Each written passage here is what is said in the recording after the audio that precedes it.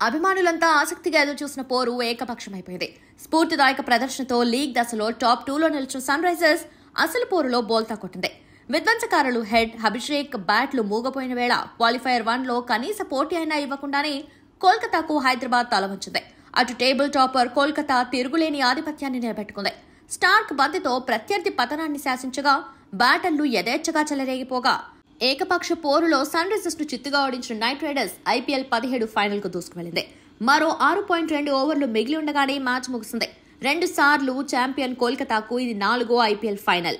ఐపీఎల్లో Kolkata night riders అదిరే ఆట కొనసాగుతుంది. మంగళవారం క్వాలిఫైర్ 1లో సన్ రైజర్స్ హైదరాబాద్ పై 8 వికెట్ల తేడాతో ఘన విజయం సాధించిన ఆ జట్టు ఫైనల్లో అడుగుపెట్టింది.